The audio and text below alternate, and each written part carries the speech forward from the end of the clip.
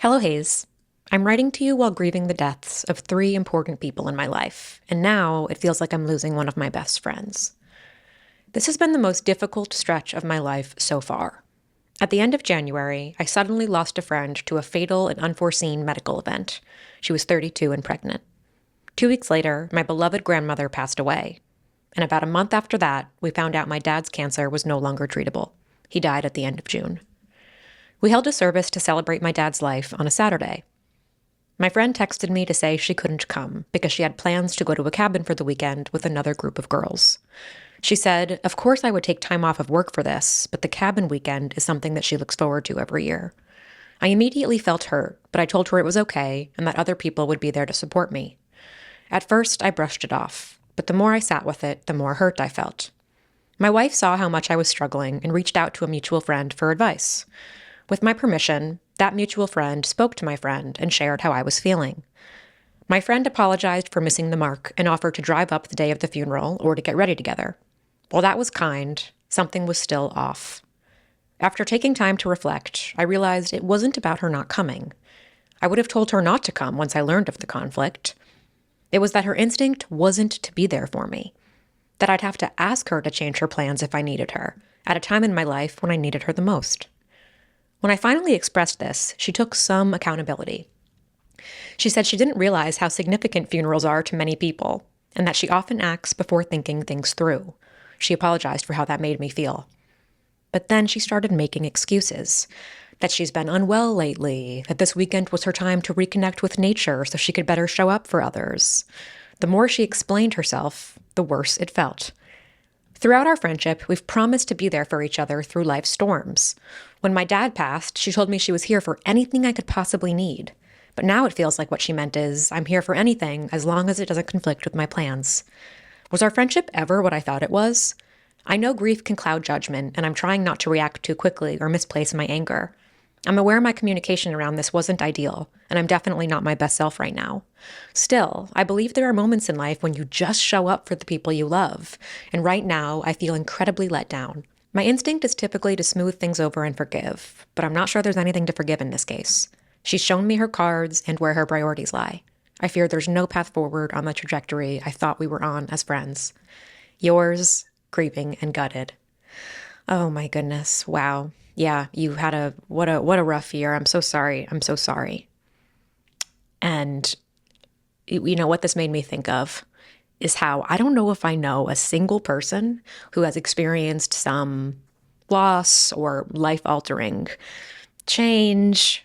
I don't know if I know a single person who has been through something like that and hasn't felt deeply disappointed by someone in their life. Like almost everybody I know who has dealt with grief, that grief was compounded by the disappointment that comes with someone in their life not showing up in the way that they thought that person would show up. And part of it might be that we can never actually, like, it's really hard to know what your personal loss is going to feel like. You know, in this case, you lost a friend, your grandmother, and then your father. I'd be curious to hear how those different losses, like if one loss prepared you for another. From what I've heard, specifically with death and even death of immediate family members, from the people I know who have experienced that, they've shared that there was both something that made them feel like they were prepared for that type of loss because they had already been through it once before, and also right next to it, no amount of former grief can prepare you for your future grief. There are still unexpected parts of what that process will feel like. And because so much of your loss happened in such quick succession, I'm just, I want to wrap you up in a hug or whatever form of love and support and care feels good for you. I want to just do that for you. I want to do that with you. And I hope that us talking through this situation right now can be a little bit of that, because man, it's fucking lonely. It's really lonely. And I'm sorry that your friend didn't show up for you in the way that maybe you had imagined she would. Not that we ever imagine. I mean, maybe you do. I sometimes imagine, like, my brain goes in all sorts of fucked up ways where I imagine like the worst possible thing happening and what I would do and who I would reach out to. And I think about like if anything were to happen to Brian, who would be the person, like who would I be reaching out to help me in that moment? And there's, my siblings, there's my mother. And then there are some friends. And maybe that friend was that type of person for you, like someone that you imagined would be there to pick you up if the worst thing in your life were to happen. And how devastating that might feel if that person can't do that for you. And you talk a little bit about whether grief clouds judgment. I think it absolutely does. I think it absolutely does. And when the cloud that you're in fades, I'd be curious to see if this friend really was that kind of person that you thought you could count on. Like once the cloud moves away and you can look at this relationship maybe with a little bit of fresher eyes, like, is this that out of character for this person? I mean, to say, like, I tried not to bristle when I was reading it just a minute ago in the video.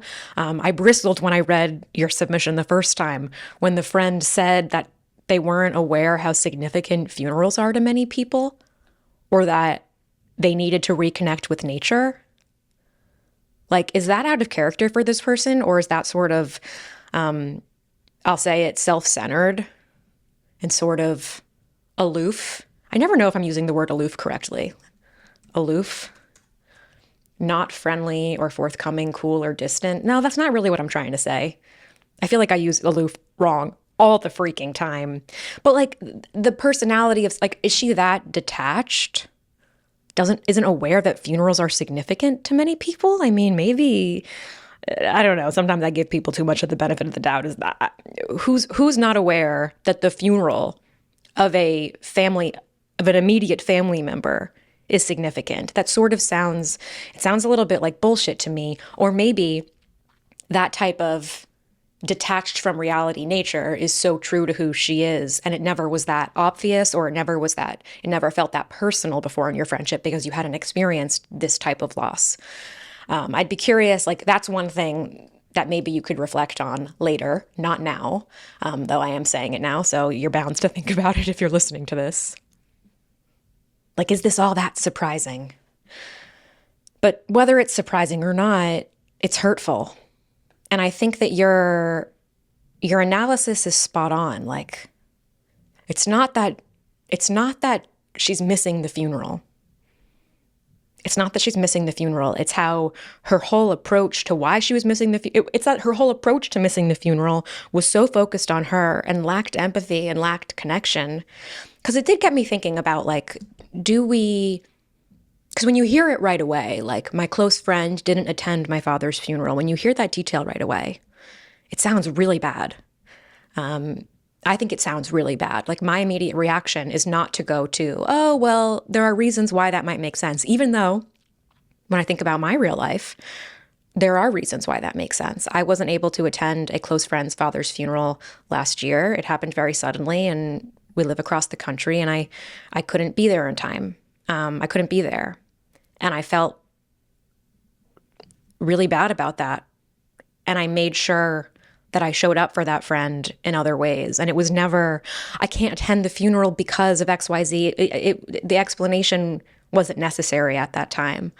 However, at the same time, like, when I did live closer to many of my friends, a close friend of mine lost her grandmother at one point, and I made the trek, like, I made the trip, even though it was, quote, inconvenient. I didn't know anybody else going. Made the trip to go to the funeral because I love my friend and I wanted to be there for her. Point is, it sounds really bad to not attend. It sounds really bad to say that you're not going to attend the funeral, but I know that sometimes life is such that you can't physically be there. But I'm not sure that physically being at a funeral is what matters the most, though it does matter a lot. Like, even when my grandfather died a few years ago, we had the funeral in Florida, and one of my mom's friends flew out. And, it's not like my mom was spending all that much time with her friend, but I know it meant a lot to her that friend came. I think you're right that it's not about the funeral. It's about everything else she's doing around that. Though, if this is like a local friend, a local close friend, I'm just going to say it. I think she should have not gone to the cabin weekend. I think she shouldn't have come to the cabin weekend. She shouldn't be, or at the very least, she shouldn't be like looping you in to her plans around it. Like, go to the cabin weekend and drive up for the funeral and just fucking do it. Don't be communicating with you, the person who is dealing with this loss, about what your plans are. And that to me, it's the there's an episode of The Office. It's reminding me of an episode in The Office where when Jim and Pam are getting married, and it's either Kelly or Meredith. They continue to like text Pam the day of about questions about the wedding. Like, you don't bother the person. You don't bother the person who's throwing the event. Not that a funeral is an event, but like, you don't bother that person. You just figure out how to get there and be there, and then you either do that or you don't. And for her to be the whole way that she handled this, told you that she looks forward to that cabin weekend all year, it's all very off. It's all very off. Now, if this is like how your friend is, some people do communicate this way. Like, if this is so consistent with her personality, then maybe ultimately, though it's painful and though it's disappointing right now, maybe there's a world where you could be like, you know what? Let's say her name is Kelly. Like, Kelly did act consistently with exactly who I know Kelly is. And now I'm just at a point in my life where I no longer tolerate that type of flakiness in a friend. And you have a choice then where you can continue to be friends with Kelly, though she's kind of in a different tier in your mind, or this friendship is now forever changed and potentially over, which I guess is what you're getting at about the forgiveness. Like, can I forgive her for this? Part of me, without knowing her at all, part of me kind of assumes that this person just might just lack some emotional intelligence. Perhaps they are self-centered. They're more self-centered. They just the way that you are retelling this story, it was almost like your friend could not get out of her own way. Like, even when she was trying to apologize, she simply couldn't. And that might just be like a level of immaturity that you no longer can tolerate in your life now that you've done some painful living. And I think that does happen. Like, I don't know what your friend is going through in her own life, but she's showing that she's not really up for the challenge of being a supportive friend in a moment of need. And that is really, really disappointing. But it will ultimately, it does you a disservice, you and us as the people who are in need. It does us a disservice to continue expecting someone in our life who has shown they're not able to do it, to continue expecting and hoping that they can rise to the occasion when they can't. This is the exact type of situation that Six Besties theory, I think, really thrives in. Because you told her how you felt, and she apologized, but half-heartedly. And the excuses, it is beyond me how in the face of, while you are dealing with the death of your father, she turns it back to her being unwell lately and needing time to reconnect in nature. I mean, that is really something. And you know what? Good for her for wanting to go to nature to figure out how to better reconnect with others. But now is not the moment to tell you about that. And I hope for her, truly, I hope for her as a friend that she can figure out how to better be supportive to others, because I think there is a world where she could have not attended the funeral and still have been a good friend. Because it's not just about physically showing up to the funeral, because the reality is some people will go to the funeral because it is the right thing to do. It's the socially appropriate thing to do. Some people will go to the funeral and then they never show up again. It's like how, you have all these people supporting you right when it happens, and then people never bring it up, and you're stuck. You continue to feel this loss every day, but nobody else is checking in on you. There are way larger ways to support somebody other than just showing up for the funeral. And she's kind of showing that she's just not able to do any of it. And I thought that was so astute of you to be like, she said she was here for anything I need, but now I think what she meant is, I'm here for you as long as it's not inconvenient. And I kind of think that that's true. I think that's what a lot of people mean. And maybe that's one of my more cynical beliefs, but I think that a lot of people don't want to be inconvenienced, and they would never say that about themselves. But when push comes to shove and showing up for someone is inconvenient, they don't do it. They don't want to do it. And it doesn't mean everybody won't do it. I think you will, and you probably do have people in your life who are there for you, even when it's, quote, inconvenient. And to be clear, I'm not saying that death is always inconvenient. Like grief and tragedy and trauma and pain and breakups, like it's always fucking inconvenient. But friendship, enduring friendship, loving relationships is about doing things even when they're inconvenient because it's the right thing to do for the other person. It's what we would want the people we're in close communion with to do for us. So I think that is what she means. I'm here for you as long as it's convenient for me. I think that is what this friend is. And you say, was our friendship ever what I thought it was? Yeah, I think that maybe you're not giving enough credit to yourself for how this situation is changing you. And it's changing you in real time, rapidly. Your friendship, like, I don't think that this means that your friendship in the past was fake or that it wasn't, like, I don't think it completely discredits what the two of you had before. But I think it might show with a magnifying glass how much you've grown, how much you've been forced to grow in the last year, beginning with your friend's death and then your grandmother and then your father. Like, of course, that changes a person. Of course it does. It shifts your expectations. Your expectations for the people in your life now are probably different. And just because your friend isn't rising to them now doesn't mean that your friendship before wasn't good. It just means that you have new needs now. And it totally feels disappointing when you don't want your friendships to change. You don't want these devastating losses to impact everything else, but they do. The reality is they do. And if you lose this friend, though, like it will be the hole that this friendship is losing this friendship in the way, because you might not lose the friendship entirely, but you're gonna lose what you thought it was, or you're gonna lose what you thought it was, perhaps, if this friend can't rise to the occasion. But it will be replaced, I think, with something else, even if the something else is just not putting up with the bullshit.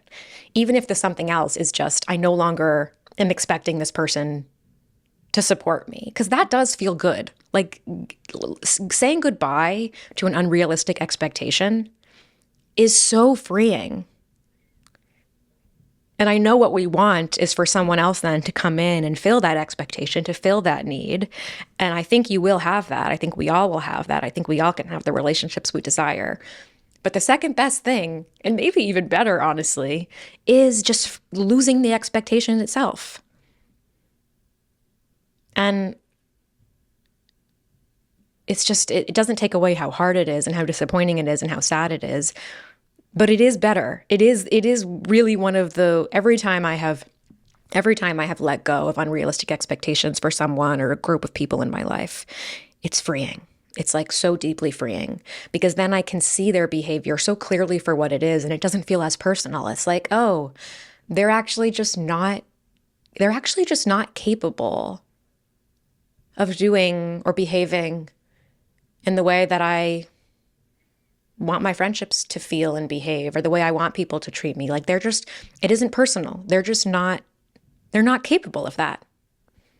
And it doesn't make it less frustrating or inconvenient. You can still wish it was different. But it feels less like a personal dig, I think, once you let go of that expectation. I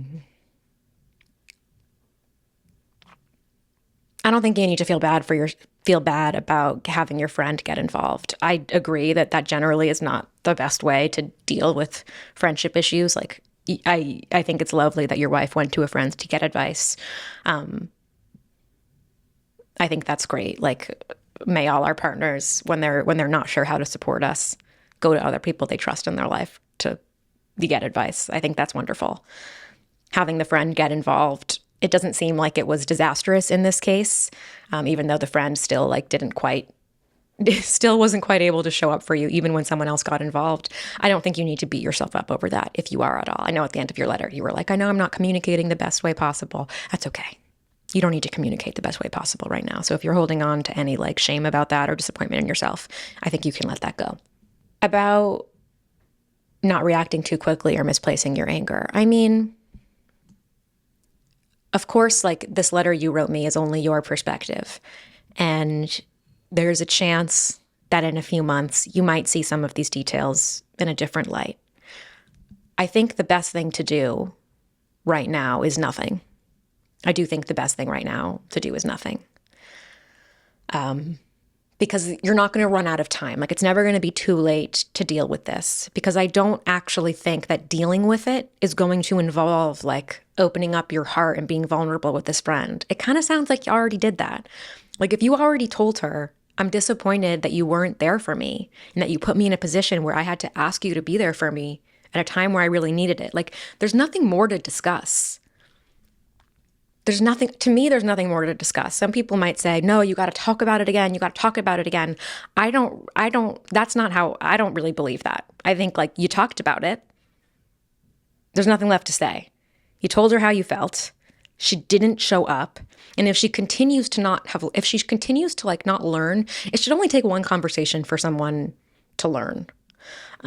Is that true? You know what? There's probably some exceptions to that.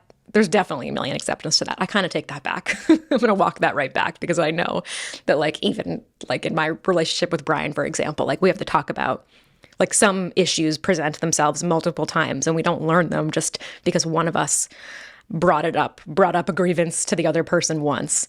But in this situation, I think in this specific situation, I think she should get it after that one bit of communication.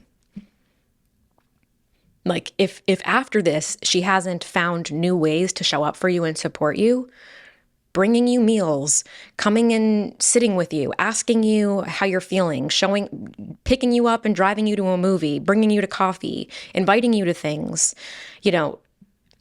randomly texting you, sending you funny pictures. Like if she hasn't shown up for you in other ways, I don't think there's anything left to say to this person. There's no conversation to be had. She's already shown you, which I think you feel too. Like you're saying there might be nothing left to forgive. So I don't think you need to do anything right now, because the gift of time, as time goes on, you're just going to see this all more clearly. And I think you will, as each day goes on, I think you will have more peace with this. It's interesting to think about the difference between forgiveness and acceptance. I need to think about it more, and I won't find the perfect words to describe it in this moment while I'm talking out loud, because this is never where I really am able to capture exactly what I think. But it's a good way to get the thought starters going. Like, I think forgiveness is for you. You don't need to forgive her for anything that benefits her or your friendship even.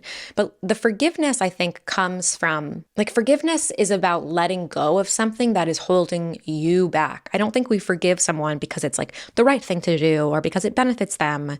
It's like forgiveness is the act of letting go whatever it is that's like making you sink or like feeling heavy about this relationship. And maybe forgiveness and acceptance are, maybe what I mean is acceptance and forgiveness is something else. I'd be curious if you're listening to tell me what you think about forgiveness and who forgiveness is for and how forgiveness has helped you when you've given forgiveness and when not.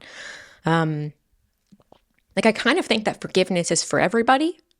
Maybe not everybody, but there's a whole host of things that people can do that I think are worthy of forgiveness, because, again, I think forgiveness is about freeing ourselves from the pain that someone else caused us or something else caused us. That's what it's about, because it doesn't feel good to live with pain. I think it's like deeply harmful for our health to live with that type of pain. And I think forgiveness can like save us. But maybe what would it look like to forgive your friend? I think forgiving your friend might mean that the friendship is over and that you never see her the same way again. But it might mean realizing that, you know what? I forgive you because I accept and I realize that you never knew how to show up for this kind of thing. And that's sad. And I hold disappointment about that. And I wish it were different. But you were never going to be capable to show up in this moment the way I needed. And I forgive that. Forgiveness doesn't need to mean that you continue a relationship. that you understand necessarily, that you like it. I think it just means maybe letting it go. And that's what I think you will have to do here. And you can put whatever word on that is going to feel best for you. Forgiveness, acceptance, letting it go. But that is, I think, I do think that's where you'll land. And you said, I fear there's no path forward on the trajectory I thought we were on. Give it time. I've seen people come back. I've seen people form friendships after similar types of situations. Like, give it time. We'll see how you feel. Give yourself grace, and give yourself some space to realize that who knows what you're going to want and who knows what you're going to think down the line. You might feel exactly the same way. You might even feel more righteous in your belief. You might even feel more like you were wronged, more disappointed, and that will be okay too. But time might go on and you might realize, you know what? This friend was always a good time bestie. This person was always like, they were never deep. Now that I think about it, even when I experienced other hard things in life that comparatively now were, lower on the pain scale, they were only able to show up in this sort of superficial way. And I see that now. Like, life has gone in a certain way where I see this now and I can never unsee what I see. But you know what? I forgive her because that's just who she is. Like, you might land there. I do think it's really just something interesting, isn't it, about the way our brains work, even, that you can be experiencing such profound loss and still be thinking about your fucking disappointing friends. And I don't know if that says more about just how deeply disappointing some friends can be, or if it says something about how our brains like compartmentalize when we're experiencing loss. Like, maybe focusing on your friend and how disappointing this was like necessary for your brain. Maybe your brain like needed a break, and your brain couldn't quite process exactly what was happening in your immediate family. And therefore, like, you needed this outlet. Like, you needed the kind of friendshipy drama outlet. Maybe not. Maybe that's an absurd thing to say. But I just find it interesting that that so many people I know who have lost parents or who have, it's everybody says this. There's like somebody who was fucking disappointing and who did something just so outrageous. Doing something so outrageous, that's probably actually the more common thread. It's like people just do the most self-centered, ridiculous, they say the most ridiculous things. And I don't know how we prevent that. Like, maybe people are always going to say the wrong thing, and you just hope that people are always going to say the wrong thing. And that's part of this too. Like, we can't, even people who are close to you are going to say the wrong thing sometimes. And you never think they will, but then you go through it and people say the wrong things. And for the right friends, I think we give them that grace. But this person, I'm not sure they deserve your grace because, again, forgiving them, letting it go is going to be good for you. But I'm not sure they deserve your grace for you to like forget about it. I'm not sure you're going to be able to go back to the way things were. And I'm not sure you should. Your expectations now rightfully have shifted. And I think you should stand firm in those expectations. And see how you feel as time goes on. Give yourself some time. Give yourself some time. Oh, grieving and gutted. I'm giving you a big hug. I hear you. Like, if anything, I hope that listening to this just felt like someone hears you. I fucking hear you. I hear you, okay? And I'm giving you a hug, if hugs are your thing. And if not, I'm doing whatever is your thing, okay? All right, that's it for this letter this week. I love you all, and let's segue into the next part of the episode. So as I sometimes do, I asked you guys this week to send me some of your questions on friendship disappointment, kind of stemming from this week's advice letter. So I'll get to those in just a minute. But before, I'm recording this on September 2nd, and I don't think this is actually the official end of summer, but it's the day after Labor Day, so it sort of feels like the end of summer. And I don't know about you guys, but this summer did not feel real to me. Like, I can't really believe that summer is over. And maybe part of that is living somewhere where it's sunny year round. So there are still seasons. It is sunny year round. So like the sun and being able to, feel the warmth on my skin isn't something that is only particular to summer. But this summer just didn't fucking feel like summer. And we also didn't go to the East Coast. And I think I associate like East Coast and like being on the beach in New York. I think I associate that with summer, but it just sort of flew by. And I was feeling kind of bad earlier that I like don't have anything to mark this summer. And then I realized that that's stupid. Like how silly it is to measure the success of a summer by whether you were able to like catch a certain vibe or like have the summer aesthetic that everybody you follow on Instagram has.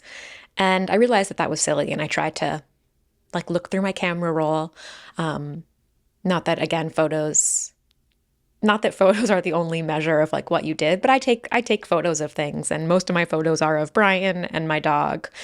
And honestly, like this summer was kind of mostly at home with Brian and Francis. And I looked through the photos and I tried to take stock of like the quiet, happy, peaceful memories I had this summer.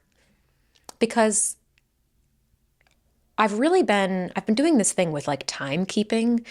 And a friend of mine asked me to, my friend Stephanie, who I write with many days, and we like get on a Zoom together and we write and we talk and we brainstorm with each other. And I was telling her, how our iPhones, sorry, this is a really fucking roundabout way to tell you guys this story, but I'm processing it in real time. You know how our iPhones will show us things that happened a year ago or 2 years ago? Well, a couple weeks ago, I was on my iPhone and I got served a photo from 2 years ago that to me marked a very like happy memory when I first started Hello Hayes. It was like one of the more joyful days in the beginning when like things really felt like they were working, and I had captured a photo and Brian's in the photo and we both look so happy and so proud. And I remember that memory. I remember that moment. And I got served the photo, and instead of feeling like just pure like joy at looking at the photo and seeing how happy we were, I felt shame that photo was 2 years ago. I felt like, oh my God, that was 2 years ago, and look at how different things are than what I thought they were going to be. And I'm proud of myself because 6 months ago, a year ago, that shame may have kept me down for like a long time, the day, the week, whatever. But I've been working on this enough that like I was able to observe the shame and then like kind of let it go and to talk back to it a little bit. And it didn't take up that much space, but I still felt it. I still felt this feeling of like, oh my God, that was 2 years ago. And what the fuck have I accomplished since then? Like, what have I even done? What's even happened? Have I wasted all this time? That's the refrain of one of my common fears. And I do this, like this timekeeping thing is something I do. Now, interestingly, it's not something I really do with my marriage. Like I don't, we've been married in a couple weeks. It's going to be our fifth wedding anniversary. Was last year 5? Oh my God. We got married in 2020. 2020, 2021, 22.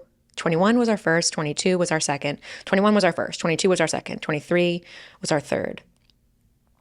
Yeah, our 5th wedding anniversary. And I don't do much like, oh, we've been married 5 years. Shouldn't we have a kid by now? Like, I don't really do that, but I definitely do it with kind of career stuff and other milestones. Milestones, I'm putting in quotes. And it's such a useless and ineffective way to live. Like, I do not want to continue living my life by fucking timekeeping. It is serving no one. It doesn't serve me. It does not serve me to be like, oh, this summer went by and what do I even have to show for it?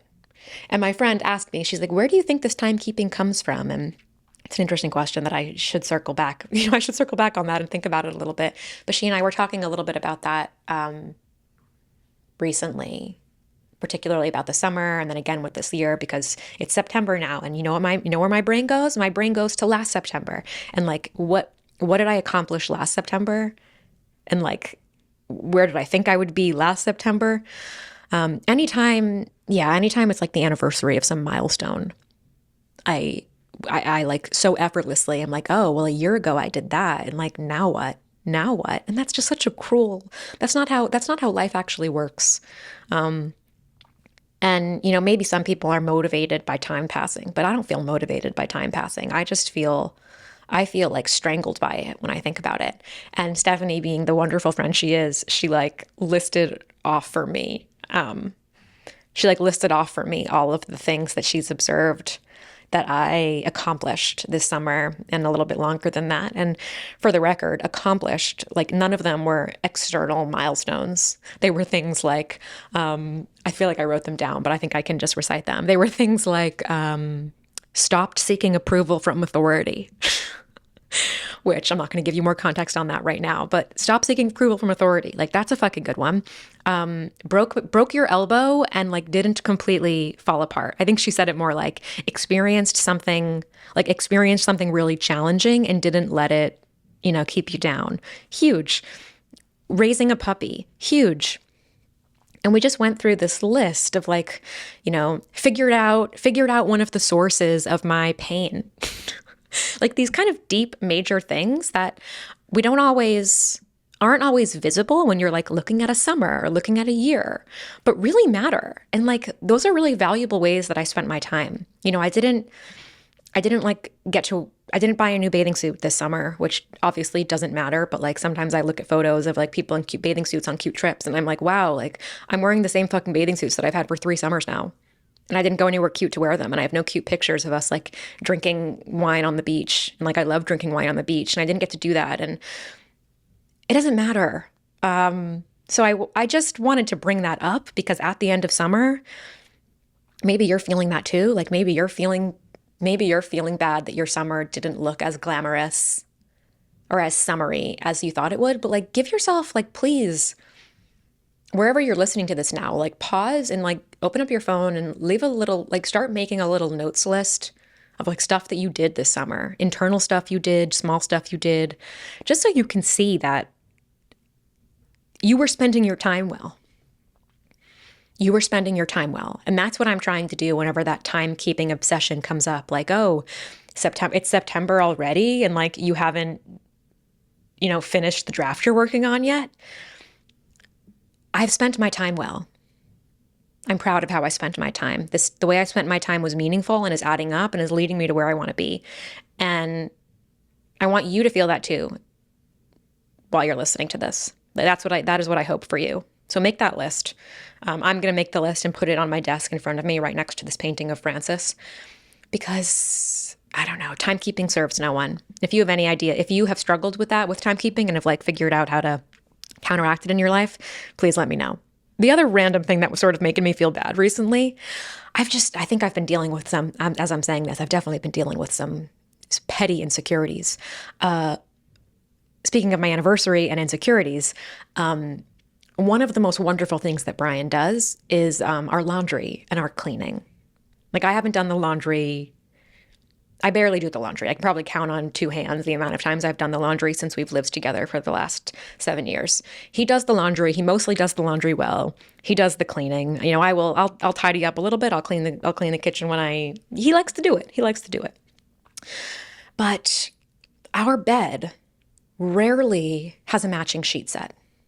There's always some random, scraggly, fallen apart pillowcase on our bed. And all I want is for my bed to like look nice and to have to use the matching sheet set. And it's not entirely his fault. Like how do people have matching sheet sets? Like how do people's beds look so good all the time? Do you just buy multiple of the same set so that when pieces are dirty, like there's others that match that you can fit? Like some of these sheets we've had for so many fucking years, and I have this beautiful navy, I have these great like linen, 2 shades of blue sheets, and I just want, like, they work together, and I just want it to be those all the time, but there's always some random white-ass sheet that has like yellow stains, even though it's clean, or some jersey sheets that I used to love, but now are like falling apart. I said something snarky to him about this last night, and he, I love Brian. Like he's really a good partner for me because he really doesn't react to so much of my snarkiness, which is so great. Like part of why we are compatible is that I can say snarky things and he doesn't even it doesn't even enter his It doesn't even enter his being.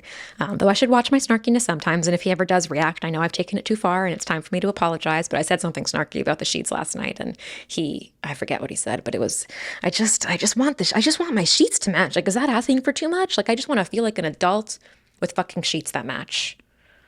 Do you guys have sheets that match? If you do, tell me how you do it in a way that doesn't make me feel bad. Okay? Don't be braggy. Just give me the facts. Tell me how you figured it out. Is that the last insecurity I want to share with you today? I'm full of them, guys. I'm full of them. I think let's go to the AMA. So this one isn't friendship related, but it is disappointment. And they said, my mom hasn't asked how I'm doing my whole pregnancy. Am I expecting too much? I mean, it doesn't seem like it. Like, that seems like the lowest possible thing a person can do. How am I doing? How are you doing during your pregnancy? Like, it's the most basic question that you could be asked. But I guess, look, if you're feeling disappointed that your mom is not asking you questions about your pregnancy and isn't showing up for you in the way that you hoped or imagined, that's not your fault. I completely understand why you would hope that. I think so many of us, like, I don't know, whatever your relationship is with your parent, I imagine that when you're having a kid, like, you can't help but imagine that your mom, your dad, whoever is going to be an even better grandparent, or like all of their shortcomings as a parent are going to disappear, right? Like, this is the second chance for all of us. And I completely understand how your hopes would be high for your mom here. It makes sense that you'd be disappointed if she was acting this way, acting distant. Are you expecting too much? Broadly, no. Are you expecting too much of your specific mother? I think that's the question you have to ask. I still think I would say no. Like, she hasn't asked how you're doing your whole pregnancy. Maybe a way to think about this is like, what has she done? Instead of focusing on the specific question she hasn't asked, how has she shown up for you? Has she shown up for you at all? Because maybe you're like fixating on one specific thing that your mom isn't doing that you wish she would. And because of that, you're not noticing all the other ways she's showing up. So give your relationship, give her a chance to think, okay, has she done anything? Like, what are the ways that she has shown up as my mother during this period of my life? And if there's nothing, tell her, like, at the very least, tell your mom how you want her to act with you. Like, I was just talking about this with another friend who's had a kid and is dealing with some, like, adjusting her expectations of her parents. And this is new. Like, if this is your first child, I'm making an assumption there, but if it's your first child, like, this is new territory for all of you. And I think it's really worth it when you're doing anything new with family or with a partner or with friends for the first time, is to, like, talk about expectations, because no one knows. You have to communicate them, especially because you're doing something new. Like, this is uncharted territory. You're all just trying to figure it out. And I think the best thing to do is try to figure it out together. So if there's a specific way you want your mom to show up, tell her, Mom, it would be really helpful if you could check in with me about how I'm feeling. It would be really helpful if you could come over and help me meal prep. She might say no. She might say, I can't do that. You're asking for too much. And then we can deal with the disappointment and hurt you feel as a result of that. But ask. You have to ask, and then we can deal with the fallout after that. But give your mom a chance. But generally, I don't think you're expecting too much. Someone said, I lost touch with a friend, but I know that her mom died. Send a card. I think that's a lovely thing to do. I think a card is an especially nice thing to do because it doesn't require an immediate response, or really any response. Like, you're sending the card because you want them to know you're thinking of them, but there's no expectation or, like, work on their part. I think sending a card is lovely. Unless you think, like, depending on what happened, if they never want to hear from you again, and if even seeing your name is going to be, like, depending on how it would fall out. But if you've just lost touch, or even if it was, like, sort of bad terms and it was a while ago, I think sending a card is a really lovely thing to do. Someone asked, do you have any advice on increasing comfort and asking for needs to be met in relationships? I'm laughing because, like, I think, like, asking for needs is uncomfortable, because I think admitting that we have needs is uncomfortable.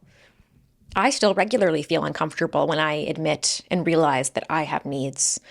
So first thing I'll say to you is, you're allowed to have needs. You're allowed to have expectations. You're allowed to have unique needs. It's okay if your needs are different than other people you know. You're allowed to have all of those things. And I think the kind thing to do in our close relationships is to show people how to support us, how to love us. They might not be able to do that. Sometimes people can't meet our needs. And then it's on us to figure out whether we can make compromises or not. We can't demand people show up for us in the exact way we want, but we can communicate with them. Maybe one way to feel more comfortable is to reframe it from asking someone to do something for us and instead sharing how you like to be loved and you like to be supported. Reframing it from, you must do this for me, to, can you do this for me? I think that subtle shift, both in the way we think about what we're asking and the way someone else is going to receive what we're asking, are really powerful. This is sort of tricky, but I think when you're asking for your needs to be met, I would maybe start off with people who are already meeting some of your needs. If you're uncomfortable asking for your needs to be met, I might not start practicing with someone who isn't meeting any. That's not maybe the place to start, though that might be an important relationship for you to reevaluate. I would start practicing with someone who already shows up for me in lots of ways, but maybe you could use support in something specific. It's not about telling them what they're not doing well. It's asking them to show up in another specific way. So that's probably what I would do. Someone asked, what do you do when your partner won't forgive your friend for what they did, but you want to? Damn. This is reminding me, back in college, I had a friend who, while we were in college, was not nice to me. We had a lot of problems, and I would call Brian all the time, really, really distraught, upset about problems with this person. And we eventually worked it out, this person and I, and continued our friendship for a little while after, but Brian never got over it. He never got over it. And he wasn't he never got in the way of me hanging out with her, or he wasn't making remarks about her anytime she came up, but he didn't trust this person and couldn't let go of how this person treated me. And you know what? I would feel the same way. I think it depends what this person did to you, and if your partner, we talked a little bit about this in the episode, forgiveness versus acceptance. I think your partner does not need to forget what they did, and they can have their opinion be known. You have to, if you want to continue a friendship with this person, you have to kind of be okay with that. And they have to be respectful. They shouldn't be rude to this person or unkind, or they shouldn't be exclusive.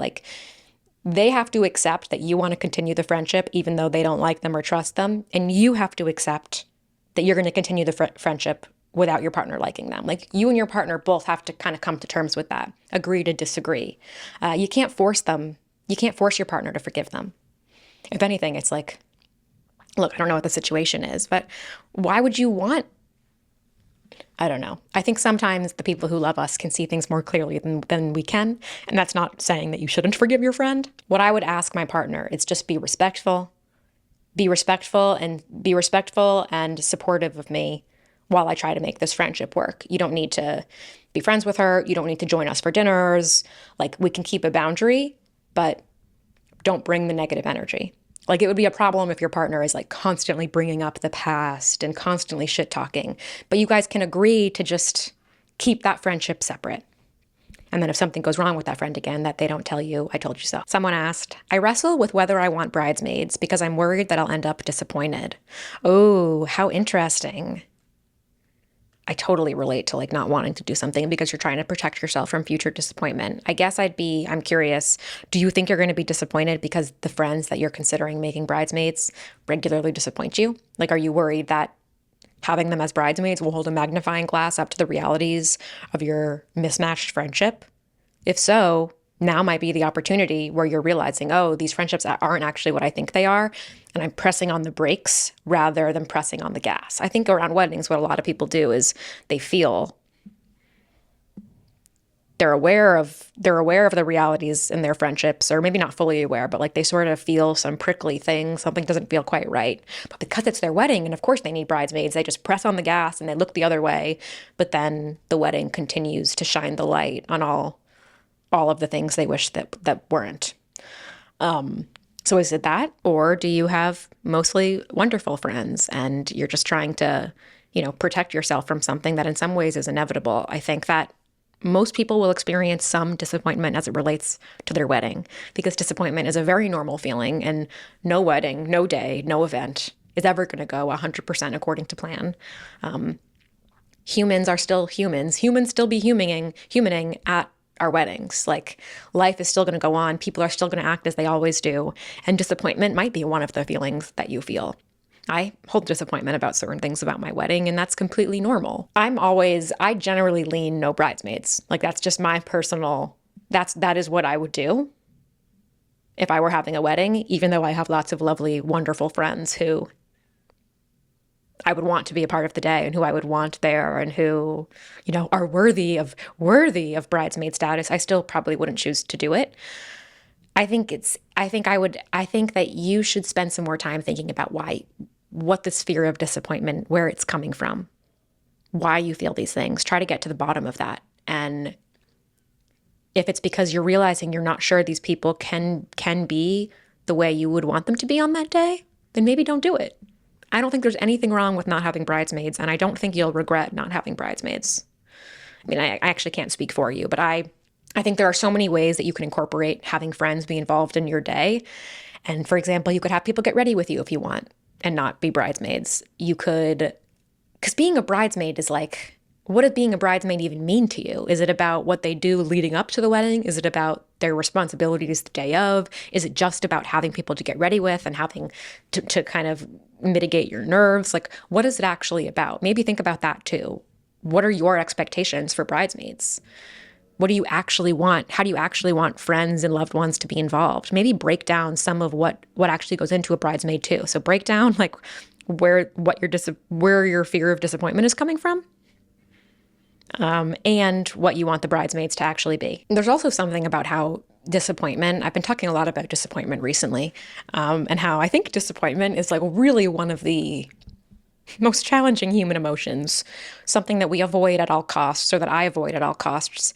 And disappointment has been like a theme of my year almost. Not because I've been like mired in disappointment, but because I feel like I'm learning how to accept disappointment and even identify disappointment. I think for a long time, I felt like admitting that you're disappointed in something is almost like admitting to failure. Like, we're only disappointed about something because it didn't work. It didn't meet our expectations. We failed. And I almost was like resistant to ever saying I was disappointed, because I didn't want to admit that defeat. But actually this year, like, I have acknowledged my own disappointment about a wide variety of topics, some things more recent, some things from a very long time ago. And it's made me so much more comfortable with the feeling. And I really feel like a weight off my shoulders in sitting with disappointment. And I wonder too, if you being worried about disappointment, if some of that stems from the fact that disappointment is fucking scary. And if you're disappointed about your bridesmaids, what does it mean? Does that mean I don't have friends? Does that mean I've failed at female friendship? So I understand, like, being up against disappointment feels like such a big thing, but I want you to also know that if you're disappointed, which you will be, I bet disappointment in some way will be a part of your wedding day. Like, you will be able to manage it. You will be able to get through it. And it doesn't mean you're a failure. Being disappointed does not mean you're a failure. It doesn't even mean the thing you're disappointed in is a failure. So that's something else I wanted to tell you there. Okay, next question. Someone asked, how do you know if your North Star bestie has earned the right to make mistakes versus them just being a bad friend? I don't know how many mistakes my North Star besties are making. I'm going to be completely fucking frank with you. I don't know how many mistakes they're making. Now let's define mistakes.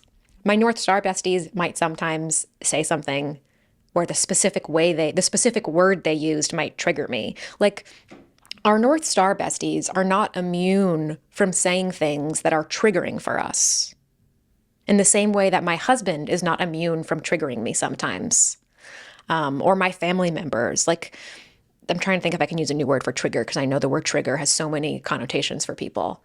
But like, we as human beings are always going to be like emotionally deregulated by some things. If there's a topic or an issue that you are insecure about, Anybody in our life, no matter how close we are, might say something sometimes that pokes at that insecurity. Our North Star besties might do that also. But that's not them making a mistake. That's them engaging with us, with you as a fellow flawed human. Mistakes? I don't know if anybody at this point in my life that I would call a North Star bestie is making mistakes. But that's because I'm pretty cutthroat about who I would consider that type of close friend. And we communicate expectations for each other. So I'm not being secretive about what I need or want from a friend. I'm telling them exactly what's wrong. And the reason they are a North Star bestie is because they've shown me, because they do support me. And they've like earned the spot as a North Star bestie because of who they are, not because of what they've done for me. But I consider them as a North Star bestie because of their innate qualities, because of the specific things they bring to the table. Might some of these friendships, might we grow out of some of these as I get older? Maybe. And I've certainly outgrown some other friendships, like from earlier.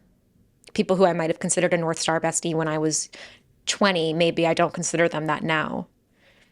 But make mistakes? What are those? I think maybe you could consider, did they make a mistake? Did they trigger me? Did they point out something about me? Did they make me see something about myself that I don't particularly like? Did they forget something once? What was the mistake? What was the mistake? And can you take any responsibility for that?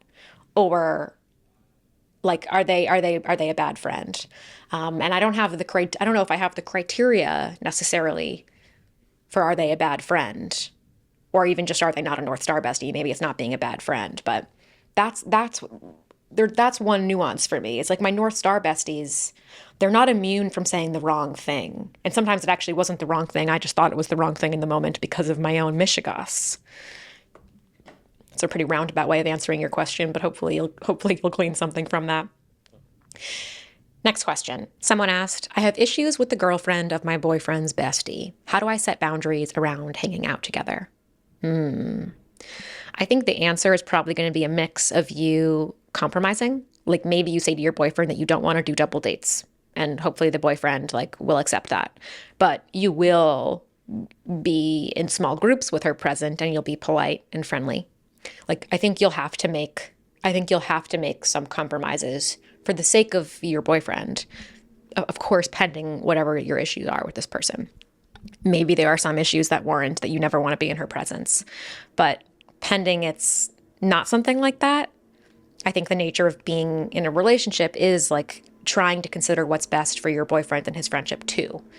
Again, you don't need to do double dates. You don't need to invite them over to your home. But maybe, let's say you and your boyfriend live together. If you're having a bunch of couples over, the right thing to do probably is invite his best friend and the girlfriend, even though you don't like the girlfriend. So I can't tell you what your boundaries are, but I can recommend that you, in the discussion with your boyfriend about what the boundaries are, that you keep compromise front and center. And that you're thinking about your needs, but you're also thinking about him. You want him in you don't want to get in between his friendship with his best friend, because why would you want that? You want to do what's best for you and what's best for your relationship, yes. But keep him in mind too. Okay, next question. I love this one. How do I show someone that I'm sorry for their loss and not just say it? I thought that was such a beautiful question. Because I think time and time again, one of the things that we can kind of get tripped up on when we know somebody is going through grief, has lost someone, is what do I say? I'm sorry for your loss is kind of the basic thing, and it never really feels like enough. It never really feels like enough. And I think sometimes that fear of not saying enough makes some people say nothing. So I love that question. And I actually asked, I wanted to ask, throw that back out to the audience to see if you guys have any, what has worked for you. So let me read you some of those. Somebody wrote, sharing a memory of the person who passed away or a story you remembered they told you about that person. Oh, I really love that. So that could sound like, I'm so sorry to hear about your mom. I'll never forget that time in high school when we came over and it was after a party and we all were a little bit drunk. And instead of getting mad at us, she took our keys and made us brownies.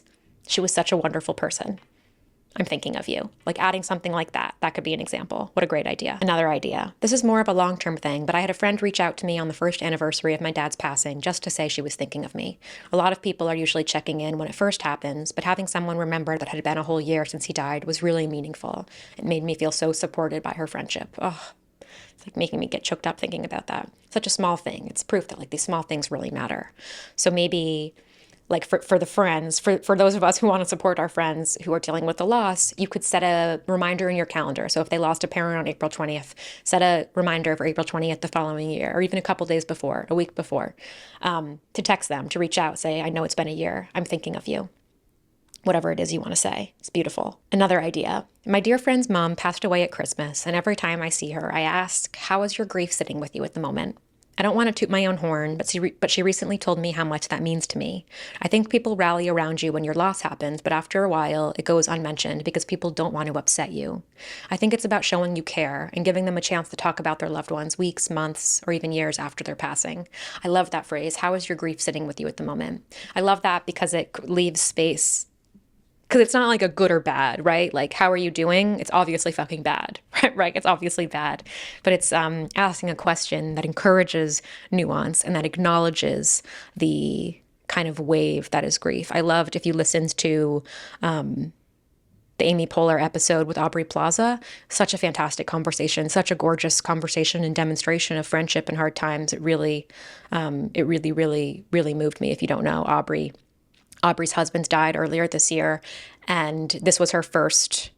Aubrey's doing some movie promotion right now, and this was her first I think this was her first time in public since her husband died. And I know Aubrey and Amy are friends from Parks and Rec, and I don't know, I obviously don't know them, and this is very parasocial of me, but it made me feel so happy that, I know everybody seeing Aubrey out, like the question people would want to ask is about her husband, how she's doing, and for Aubrey to get the chance to talk with a friend about it first in public. I don't know, it meant a lot. It meant a lot to me, and I felt relieved and happy to see her have that opportunity. But Amy asked the question in that way, like, how are you doing in this very moment right now today? That was the first question she asked, just to kind of get it out of the way. I think she even said that, let's just get this out of the way. And Aubrey said, first she kind of bristled at the question. You could see how physically, you could just like see her grief physically. And she said, right now in this specific moment, I'm happy to be here with you, but every day is a struggle, obviously. And I thought just that, Aubrey's, you've probably seen it all over social media, but her whole description of grief I thought was so fucking moving. But that, I think asking our friends questions of like, how are you in this specific moment? When people ask me that, it makes the answer feel less huge and less daunting. And like, oh, I don't have to actually try to capture the totality of how I feel. I can be honest with you about how I feel right now. And there's something kind of freeing about that. So I love that idea. How is your grief sitting with you at this very moment? Let's see if there are any other ideas. Someone said, people showing up and not looking at me with pity. The sad faces and awkwardness makes everything feel a lot worse. Treat me as you did before, but also voice that you're a safe space and can talk about it as much or as little as needed. Oh, I love that. Like, I think it's normal to feel awkward when someone you know and love is going through something that you can't imagine going through yourself, or you can imagine it because you've been through it or whatever. Though I think that you probably feel a little less awkward if you can relate on some level. Show up anyway. Like, don't push through the awkwardness. Try and be normal. Treat them normally. Don't overthink it too much. Try to stop thinking so much about yourself and how you feel and just be fucking normal. Whether that means making a joke, like be consistent with your personality. Whether it's making a joke or asking about other things. I think that's really, really good advice. Because people probably, like, we avoid our friends who are going through something hard because we don't want to say the wrong thing because we feel bad, but that's the worst thing to do. Those are beautiful ideas. Someone wrote, after my miscarriages, my friends showed up in so many ways. I won't accept help, which is not my best quality, but I had friends send dinner, flowers, groceries. They just say they were at the door or on their way. It took a load off me. Oh, I think this is such an important one. It's not that asking what to do is bad, but especially if you know your friend doesn't accept help well or doesn't always communicate what they need, don't fucking make them. Don't make them learn this skill that they haven't conquered yet in their time of need. Just do it. Just send the thing. Even if you're not sure if it will be helpful, just send the fucking thing. Don't ask them. It's the same what we were talking about earlier in the letter. Like the fact that the friend made the letter writer, put the letter writer in a position where she had to like negotiate for her needs was wrong. Sending things without being asked is such a lovely thing to do. I think sending food, even like when I broke my elbow, like my mom sent us like a bunch of groceries. Like she just sent us a huge load of groceries, and that was so helpful. And like breaking my arm obviously is very low on the totem pole of problems. I think sending food is just one of the greatest, most helpful things because we always need food, and food is very stressful to think about when a lot's going on. Even when I broke my elbow, which comparatively is not a big thing, though it was very stressful. My mom sent us a bunch of groceries, like right away. Some food and bread and eggs, and it was just so helpful. I don't need to list off what groceries are. You guys know what fucking groceries are. But that was huge. So I think sending food without being asked, great idea. These are great ideas. These are great ideas. I'm so glad that I asked. Please feel free in the comments to add any other ideas you have for how to show up for people, how to say I'm sorry for your loss without just saying it. I think that's it for this week's episode. I am so grateful for you all. Please, if you're watching this on YouTube, will you do me a favor and give it a like? If you got this far, will you physically give it a like? Liking the videos is really helpful. It's one really helpful thing to do. And I hate to ask you guys to do things because listening is of course the greatest show of support. And thank you guys. Thank you guys for your listenership and attention. You can send me your letters to hellohayesbusiness@gmail.com if you have them, or just keep tuning in and listening to other people's stuff. We love listening to what's going on in other people's lives. I think it makes us feel less alone. Tell me why it is you like listening to it. Do you like listening for the letters? What is it? Tell me what it is. Is that very self-interested for me to know? I'm curious. If you feel like letting me know, let me know. Otherwise, I hope you have a great week. I hope you had a enjoyable Labor Day. Nope, that already passed. All right, bye.